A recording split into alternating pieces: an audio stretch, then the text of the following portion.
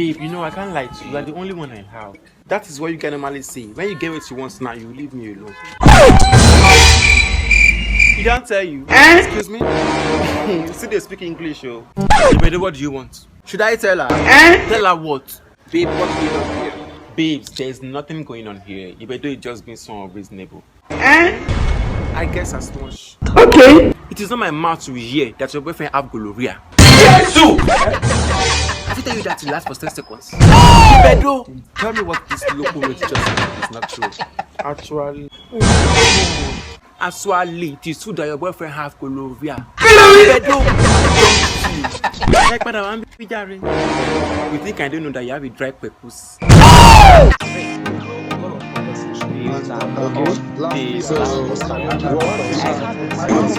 Guide was murdered. We'll be starting this week on a terrible note, and it's very, very sad. One of our own who has been on this show before, Lordcasted, who is referred to as Bobrisky's first daughter, has passed on. Now, with Sky, it was the word painful, quite sad, but we have to talk about it. We'll show some videos, we'll show some pictures, and even some part of the interview, just to give you guys a flashback of the life that Lordcasted lived on earth, and we should also he would really, really be missed, Father. He would really, really be missed. But we'll just talk about it briefly and just give our 2 cents. What we feel about the death, what we feel about everything that just transpired. So I'm your host, Marvelous Achafu Kelechi, and I'm always joined by Chimerezi Henry Awunaya from Toronto Studios in Canada. Q Talk starts now.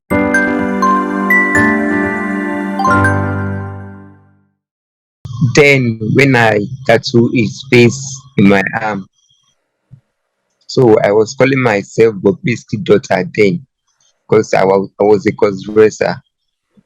You were, so you're no longer a cross-dresser? I'm no longer a cross-dresser because I don't have all it takes today. And what does it take to be a cross-dresser, if I may ask?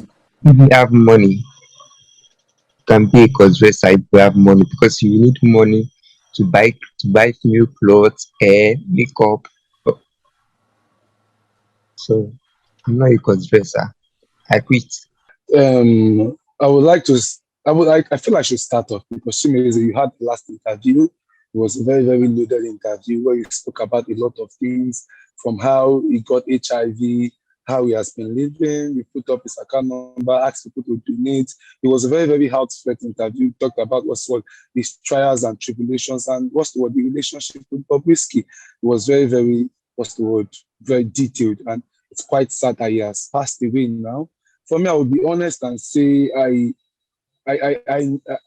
not like I would not like to say something bad, but I always felt like it was just a matter of time, because for me, when I watched that interview, I knew that if this guy, it would take a miracle for him to live long, because I could see a guy who is not only afflicted by sickness, but I could also see a depressed guy. I could see a rejected guy. I could see a guy who was outcasted. Like they say, Lord, like his name should Lordcasted, but rather I now felt like he was Lord outcasted, like he was an outcast. And it felt like there was nobody that he could talk to. I'm sure friends anyway, because of situation, family members would want to have nothing to do with him. So I saw a guy that was really, really, that the world supposed to stand by him, failed him in all aspects of his life. And I just feel like no matter what I say, no matter, even if I drop 1,000 words, he cannot bring back his life. So I would just say it's water under the bridge. But this should be a lesson or like a wake-up call, rather, for members of the community and just the world in general, because we cannot say 4,000 plus of those viewers were not only LGBT community members, they were also straight people, they were also heterosexual people, they were fathers, mothers, sisters, uncles, aunties, nieces, even philanthropists that must have viewed that video, and maybe some of them might even stumble across this one, and they should just use it as a wake-up call for them to treat people better, for them to care about people, for them to take people serious, for them to show up for people. You don't know that you might just be the one that would put the extra in extraordinary. Like I always say, everything is ordinary. Showing up for people is ordinary.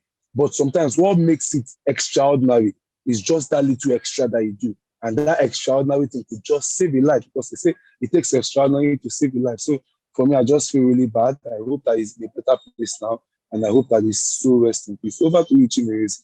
What do you have to say? For me, when the whole situation with Lordcasted happened, he didn't have anyone to listen to him. The world already had their own stand, and everybody was so quick to close his chapter.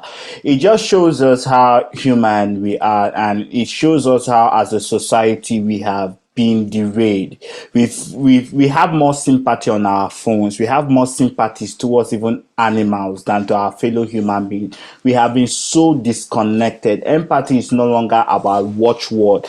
Compassion, mercy is not even there again. Everybody just want to do whatever they like and whatever they think. But Lord Caster really showed us that, one, in the LGBTQ community, we don't love ourselves, in the sense that, first and foremost, everybody was quick to say he got his HIV through sex. And since he got his HIV through sex, he deserves whatever comes to him. It shows us that the people living with HIV, the stigma against people living with HIV hasn't disappeared. We all have a role to play with people living with HIV. We have to remember to remain compassionate. We have to remember to understand that people living with HIV don't die because of the virus. They die because of the stigma. They die because of the rejection. They die because of the depression. They die because of the way we treat them. If we had treated Lordcasted, even if maybe he would have passed on, but at least he would have passed on a happier person than passing on as a neglected, depressed person. I think this is a lesson for us to learn, that we don't care about things unless it affects us. We don't care about people unless they are close to us. We don't care about situation as long as it is not affecting our environment. It shows us that if COVID wasn't transmittable, most people living with COVID would have died without us even giving a damn. So I think we should be more compassionate. We should show more love than hate. We should show more mercy than judgment. In a world where we pray every day the Lord's Prayer, forgive us our trespasses as we forgive those who trespass against us. But we forget to forgive those who trespass against us, and we think the Lord himself will also forgive us. I feel the story of Lordcasted is one that shows us, as a people, as a community, and as a nation, we need to do better, not just for the LGBTQ community, but even more marginalized people, for black men, for black gay men, for black gay men who are even religious and who have HIV. I think we should show compassion, because compassion can save a life faster than money, faster than treatment, faster than anything. Most people who have recovered from cancer did not recover because of just the drug, but they recovered from cancer because they had a strong supporting system. And that is what we need to be there for those who truly need our love, our compassion. And I'm glad to say I was one of the people who showed love and compassion to a dying person, to a person who needed help, than any other thing. The one thing I saw from Lordcasted is not somebody with HIV or somebody who was outing a celebrity. I just saw someone who wanted to be loved, and I was able to show the love. And the last conversation I had from Lordcasted was only pleading. And I think I could just play. I think the last conversation I had with Lordcasted before he passed on was the very last one he sent to me. And you could see the tone of his voice.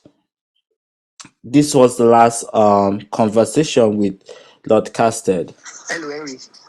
The person that connected you to Bobrisky, she started me. She said Bobrisky is not ready to help at all. Based on what they talk about, so Bobrisky is not ready to help at all. So I'm begging you, please help me to beg people in your country to help me, because I can't go back to school. No one is ready to employ someone that has HIV because the video is everywhere. So please, I need some money to start up a business. Please help me to beg those people in your country, please, just to start up a business. Even I can build a shop for myself. So I'm a barber. I cut hair. I'm a professional barber. So please help me. If I didn't get help from Bob, I'll definitely get help through you. Please help me. I want to start up a business, or I should open a big shop and continue doing my handwork. Please help me. I've forgotten about Bobrisky. I don't want to talk about him again. So people are saying she's not ready to help, and the girl said I should forget about her because she begged her. She did not listen. Please, I want to get help through you, please. And about the money I asked her, you said you're going to send to me. Please, I'll be drinking pap. I'm just getting more lean because there's no money. Please, any amount you can render. Just please. I feel we could have done better. I could have done better as a person. We could have done better as a society. We could have done better, and we can still do better for people living with HIV and AIDS. That's it for me, Mr. Chaffo. Thank you very much. What a fantastic way to end that. But one thing we should also remember, in as much as we are ending it, is that sometimes so to also do better is those who are infected with HIV to do better by taking their drugs, because some of them actually know of this, but they wait till the last minute. That's a topic for another day, but they should, in case you are watching this show, yeah, So prayers to not if take you away do not know HIV. your HIV status, this is the right time. Yeah, It's January, thank you. it's the early beginning of the year. Go check your HIV status. And if you Get find that tested. you're HIV positive, it's not a death sentence. Just go to the nearest Yeah, support groups and the nearest hospital, and they will tell you and teach you how to take your retroviral drugs. And if you exactly. don't also have HIV, this is also the best time to be on PrEP. I know it's a whole long process of being on PrEP, but I think it's worth it at the end of the whole day. If you're going to die, at least die knowing that you have tried. Yeah, thank you very much, Chichimeze. What a fantastic way to end the show. It's a sad episode, but as usual, we keep it pushing. And he's so rest in peace. And that's been all for Breaking News Wala for this episode. Don't forget to like, share, and subscribe. To the next episode when we see you guys. Stay blessed.